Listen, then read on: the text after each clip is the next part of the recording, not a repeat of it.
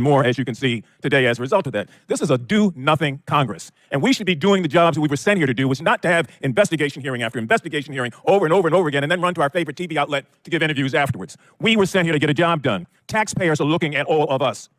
Meanwhile, Americans, black, white, Asian, Latino, Native American, and their families are wondering what the hell is going on. Is this another investigation hearing in this 15 months that has yielded nothing at all? It's the do-nothing Congress. You thought Harry Truman said it in 1948. Anybody can say it today. Look at what we've done in 15 months. Virtually nothing. Nothing at all. Senior citizens sit in their homes and watch C-SPAN or some other outlet carry this. Some of them sitting in nursing homes, all of them worried about losing their Social Security. They're on fixed incomes, and they expect the Congress to use its time and its energy to deal with things that affect them directly. Students are defaulting on loans to colleges all over the country, and no one wants to talk about that. Healthcare is inadequate in most places in this country. And diseases are ravaging our communities, and people assume that at some point the Congress will deal with that. And so whether it's cancer, cardiovascular disease, kidney disease, diabetes, HIV, stroke, the disparities in the health system say, please, please give us a little bit of your time also when you're not dealing with Hunter Biden and when you can't prove that he's done anything wrong. Crime is out of control, white collar as well as black collar. And assault weapons are still being used every day to shoot and kill innocent children and Americans. And we're sitting up here talking about something that we've talked about for 15 months with no substantial evidence. Can't get humanitarian aid to Palestine. Can't get military aid to the Ukraine. Children are looking and wondering what the hell is going on. Is that what politics are about? So we are doing a disservice. I know I'm supposed to be asking questions, and Mr. Parnas, I may have one or two for you, but I am so outraged at a do-nothing Congress, just pointing the finger over and over again, and people are hurting, looking for real help. Can't deal with immigration because Donald Trump calls up and kills the immigration bill, and yet people say that's a major issue, is it? I haven't seen the sort of attention that we thought we were putting to that or anything else. And so this particular hearing will probably be followed by another hearing and another hearing and another hearing until this Congress expires in January of next year. And we haven't done a damn thing to move the ball forward, except make accusations. Life is too short. Now, maybe some of you have a guarantee you're going to be around forever, but I don't. I came to this body first in 1987. I worked under Ronald Reagan and the first Bush and Bill Clinton and Donald Trump and now Joe Biden. This Congress is not doing anything. It's not like the previous Congresses, trust me. That's why people have such a low esteem of those of us who say, well, I'm Congressman so-and-so. People on the street don't buy that. They don't see the action. So I'm done. I know I've exhausted my time. Mr. Parnas, a couple quick questions, and I'll let you go. Is it your understanding that Rudy Giuliani worked for an individual identified by the Trump administration as a Russian agent? Yes. Do you know what these Russian line actors were trying to do? Quickly. Push a conspiracy theory about the Bidens. Did you warn Rudy Giuliani? Yes, I did. And what was his response, succinctly? He told me that he agreed with me, but then proceeded to work with these people behind my back. And these people have been identified as Russian agents? Yes, sir. And we've got a meeting here of Mr. Giuliani with one of those. I'm disgusted, as most people are, about this process. And the only way we get to a point where we get things done is that we learn to talk to one another across the aisle without having another conspiracy theory after another one after another one. You don't buy trust that way. You buy contempt. I yield back. Chair recognizes Lisa McClain for 5 minutes. Thank you, Mr. Chairman. I want to start off by saying I think most Americans are taught at a very young age that you are who you surround yourself with. I think keep that in a premise as I sat here and listened to everyone talk about how Hunter Biden is just this golden boy. I mean, are we really supposed to believe that Hunter Biden is the golden boy? His associates, such as Jason Valanis and Devin Archer, are felons convicted of fraud, yet he is the golden child. I want to talk about examples of Biden's influence peddling scheme. This time, it was Romania. It follows the same general pattern as we have seen with other countries like China, Russia, Ukraine, and Kazakhstan. Here's the pattern. It's really simple. A corrupt foreign oligarch needs access to the U.S. government. Hunter Biden sells influence to the U.S. government. The oligarchs pay up. So let's just take a deeper dive into this Romanian scheme. Mr. Bobulinski, who is Gabriel Popovich? Gabriel Popovich is a businessman from Romania, probably worth hundreds of millions of dollars, I'd envision. Okay. Is it true that Gabriel Popovich faced corruption charges in Romania in 2015? It is. Thank you. And when you were in Europe with the Bidens to close on that CEFC deal with the Chinese, you separately negotiated with Popovich to get a 17th payment. Is that also correct? I did. Okay. But Popovich did not want to pay him. Is that correct? Correct. You're talking about a 17th payment that would go to Rob Walker, and then Rob Walker would distribute to Hunter Biden. That is correct. And it's because Hunter Biden had failed in the work he was engaged by Popovich to do, which was to get the corruption charges dismissed by the Romanian authorities. Isn't that correct? Well, it's two things, that they had failed to do that, but also that Joe Biden had left the White House at that point. Okay, so there's a dot. So I get 16 payments while Joe Biden's in the White House. Correct.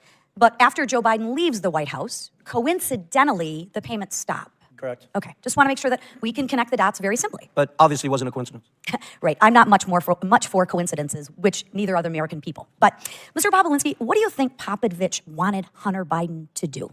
I don't have to think because Gabriel told me personally he expected, and didn't want the details, he expected Hunter Biden, Rob Walker, and James Gillier to do whatever was necessary to impact his case in Romania. How do you know that? Because Gabriel Popovich told me that? From his mouth? Yes. Oh, okay, so there's another dot that we can connect. Would that be a conspiracy theory? That's not a conspiracy theory. Okay, thank you. I would encourage you to interview Gabriel Popovich. Thank you. Lastly, after claiming he wanted a public hearing, Hunter Biden decided to skip today. Why do you think he skipped the hearing today? Is that a rhetorical or serious? Well, I don't think he wanted to sit next to me because obviously I've emphatically stated he perjured himself in his transcribed interview with the committee, as did his uncle, Jim Biden. And for every fact he claims or wants to say I was high on drugs or obfuscate, I can show a document, a text message, a recording that is confirmed that he's lying. Well, let's not let the facts get in the way of a good story, right?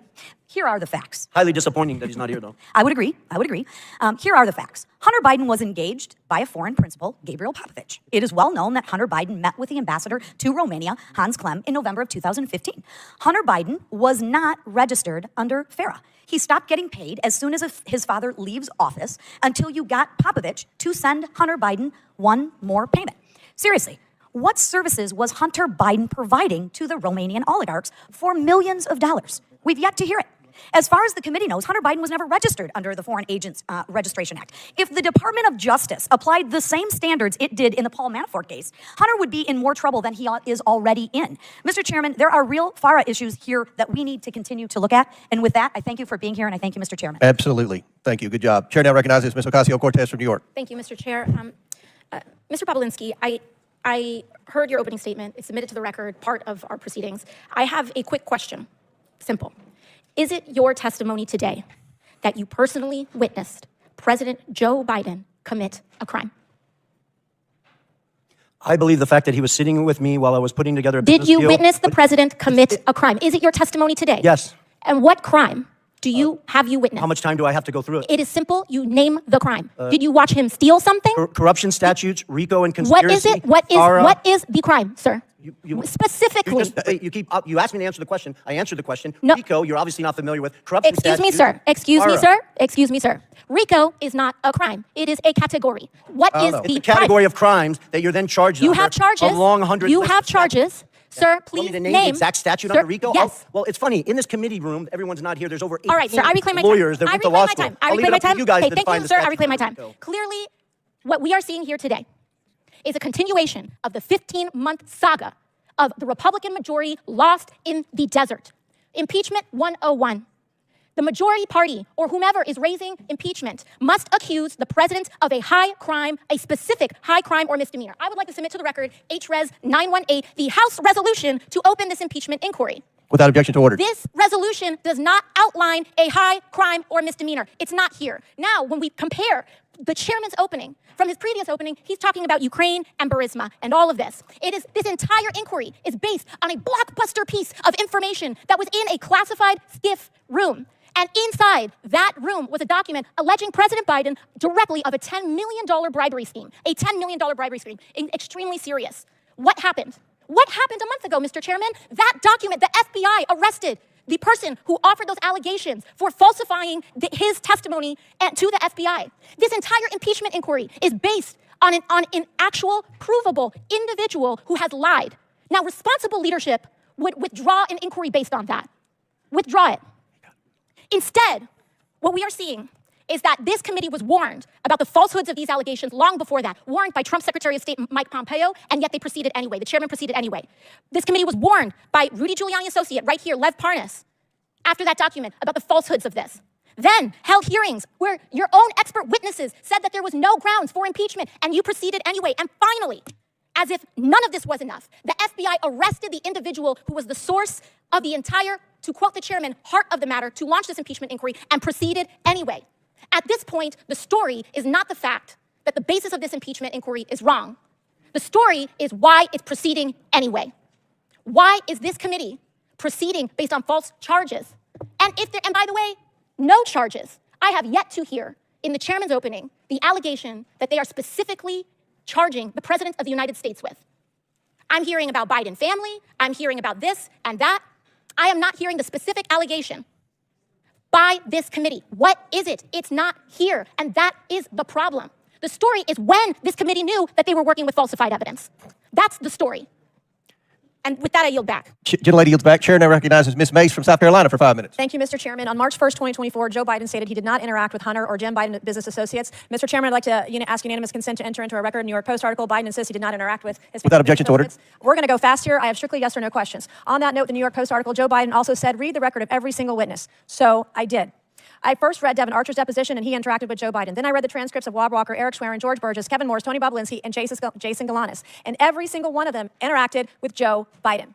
And that's just the people we interviewed. Mr. Galanis, my first questions are for you. Did Hunter Biden call Joe Biden with Elaine Badarina on the line on May 4th, 2014, yes or no? Yes. In that call, did Hunter Biden state on this call with Joe Biden that everything is good and we're moving forward? Yes, he did. Okay, on the same call, did Joe Biden in the call was saying, okay, then you be good to my boy? Yes, he said that as well. Okay, did Badarina agree to put $20 million into one of Hunter Biden's business projects days later after this phone call? Yes. Okay, did Hunter Biden ever take a call from Joe Biden while at the Peninsula Bar in New York? I'm sorry, I didn't hear that. Did Hunter Biden ever take a call from Joe Biden while at the Peninsula Bar in New York? Yes, he did. During this call, did Hunter Biden update Joe Biden on progress in landing a business partnership with Harvest Fund Management? Yes. Okay, was Harvest a $300 billion Chinese financial services company closely tied to the Chinese Communist Party? Yes, it was. Okay, is Hunter Biden involved with Harvest? Hunter Biden is involved in Harvest in two ways, through BHR, which is a fund Yes or that, no? Was Hunter Harvest Biden involved with Harvest? Yes or no? Yes. Okay, as part of the Extensive deal, emails to that effect as also. part of the deal, did Hunter Biden want the company to reserve a board seat for Joe Biden? Yes. Okay, did Henry Zhao, a Chinese businessman, want assurances Joe Biden would join the board? Yes or no? Yes, he did. Okay, did He Hunter expressed Biden- that in emails as well. Okay, thank you. And Did in conversations. Hunter Biden draft an email stating, please also remind Henry Zhao of our conversation about a board seat for a certain relation of mine. Devin and I golfed with that relation earlier this week, and we discussed this very idea again. And as always, he remains very, very keen on the opportunity. Here is a photo of Joe Biden and Devin Archer and Hunter Biden golfing days before the alleged email draft. Do you believe a certain relation of mine refers to Joe Biden? I don't think there's any question. It was based on first-hand conversations with Devin Archer, who was Okay. in that picture and at that golf meeting. Did Yes. you ever meet with Devin Archer where Hunter took calls from his father? Yes. Okay, during one of these phone calls, did Hunter Biden tell Joe Biden that he and Henry Zhao needed help getting across the finish line? Yes, that's correct. Okay, Mr. Bobulinski, do you recall receiving an email that floated the possibility of giving 10% ownership of Sino Hawk to Joe Biden through Hunter Biden? Yes. Okay, my last questions are for both of you very quickly. Mr. Bobulinski and Mr. Galanis, you both stated you were told not to use Joe Biden's name in communications, correct, Mr. Bobulinski? Correct. Mr. Galanis?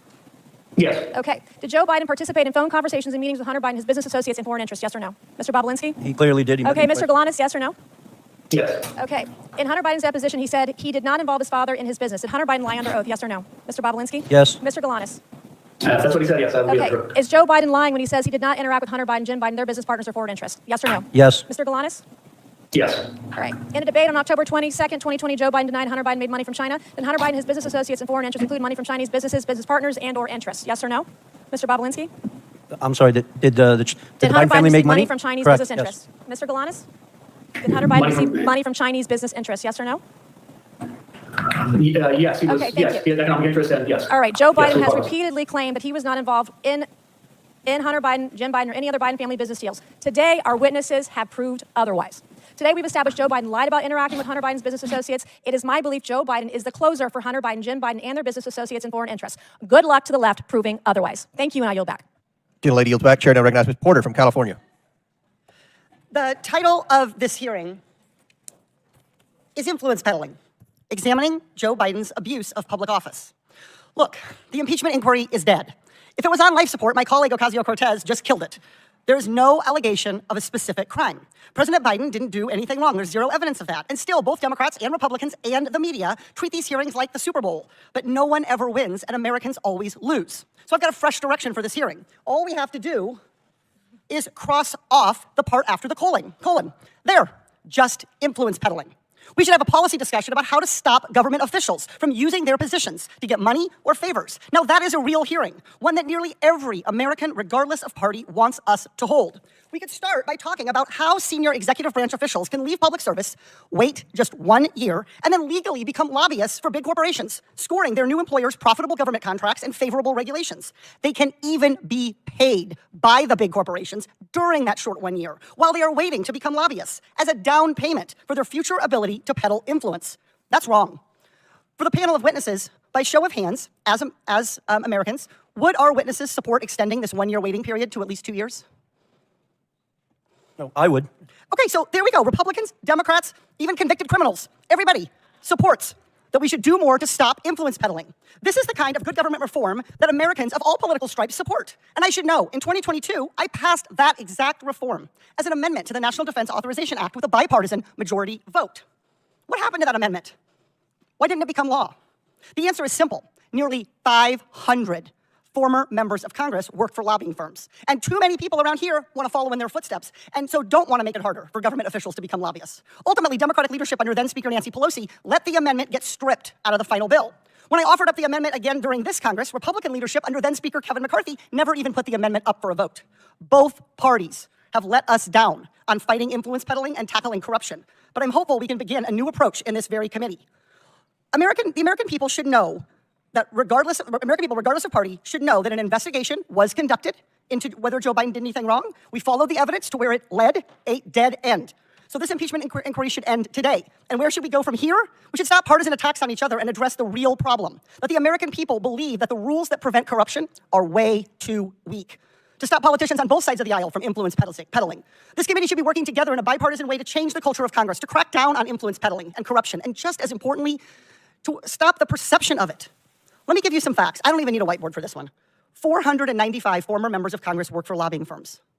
467 members of Congress take corporate PAC money. 78 members of Congress violated the Stock Act last Congress. Clearly, we have our work cut out for us. So let's start the conversation today on what a bipartisan ethics reform package could look like. Here are the organizations that could have come today as witnesses so we could have had a productive conversation. Oversight staff, do you have your notebooks ready? Citizens for Responsibility and Ethics in Washington, Common Cause, Project on Government Oversight, Public Citizen. With the right witnesses and the commitment to doing what the American people want, this committee can have a real conversation about the problem of influence peddling, and we can pass legislation to create badly needed ethics guardrails. That would be real work, not a real circus. I yield back. Before I recognize Mr. Timmons, Ms. Porter, I think you are sincere, and I look forward to working with you on that legislation. Chairman, can we take a 5-minute break? I need to go to the bathroom.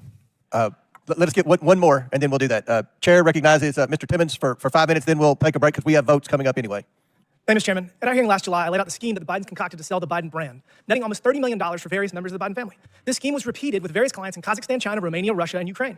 I'm going to spend my time on just one instance, Ukraine, specifically involving Burisma, which netted Hunter over $3 million during a 3-year period. And to clarify the criminal offenses being alleged, for Hunter Biden, it is conspiracy to commit bribery, 18 U.S.C. Section 201 B2 A and C, and for Joe Biden, it's conspiracy to commit extortion under color of official right, 18 U.S.C. Section 1951 B2. And if you want a refresher on those, just look up Senator Menendez and his wife's indictment. So let's start with this. Foreign client has a problem. I've got an email here from Vadim Pozharsky, the Secretary of Burisma, and he is advocating that Hunter Biden intervene with high-level U.S. officials to facilitate meetings and communications expressing their positive opinion of Zlochevsky, the president of Burisma, to the Ukrainian president, chief of staff, prosecutor general, with the ultimate purpose to close down any cases against Zlochevsky in Ukraine. This is dated November 2nd. Now, keep in mind, and again, foreign client has a problem. Zlochevsky is being investigated by Viktor Shokin, the Inspector General of Ukraine, and he needs help, the Biden brand. So here we got bank records galore of Hunter Biden receiving, prior to this email, over $1 million. After this email, $2 million. You'll find out in a second he really earned his fee. So again, client pays a Biden, $3 million. Next, what happens? This is great. 11 days later, we have the U.S. Embassy in Ukraine announcing that Vice President Biden is traveling to Ukraine on December 7th. Oh, interesting. Vice President Biden travels to the country. Here we got a great photo of him touching down. They're very proud of themselves. So Vice President Biden leverages U.S. policy to achieve a favorable outcome for the client. We've all seen the video. He brags about leveraging U.S. foreign loan guarantees to get the Ukrainian government to fire Viktor Shokin to end the investigation. Again, we've got the email from Podarsky saying that we need to leverage you, who have not provided value yet for your $1 million in service, Hunter. He brings in the big guy. Biden leverages U.S. influence, withholds $1 billion in loan guarantee to fire Shokin. So if that's not enough, we got the victory lap here. We got an email just a few months later saying, whoa, we won in less than a year. You brought us in, so take a victory lap. So look, I mean, this is straightforward. Pay to play. It is bribery. Hunter Biden was paid $3 million at the lowest point in his life. He testified in the deposition that he was drug addicted, that he's never been to Ukraine. Yet he's paid $3 million to get his father to go to solve his client's problem. That is the scheme. Mr. Bobulinski, does this sound like the scheme that you've seen the Biden family do? I wasn't involved in Ukraine, but the facts surrounding this are very similar to CFC and Romania. Thank you for that. So this is the thing. If Hunter Biden were here, we would be able to ask him some questions, maybe clear this up. But he's not. He's not here. And what's interesting is that just yesterday, Peter Navarro reported to federal prison in Miami for 4 months for not showing up in front of the January 6th committee. And I want to point out to everybody that the January 6th committee was procedurally defective under House rules. It was procedurally defective because the minority leader did not get to appoint members to that committee. The United States House of Representatives Oversight and Accountability Committee is a procedurally perfect committee. And we have authority to subpoena Hunter Biden, and he has to show up. He has to answer these questions, and he has to tell the world that his father didn't leverage U.S. foreign policy so he would get $3 million. This is no different than what Senator Menendez did. And look, the American people are not buying this nonsense y'all are selling.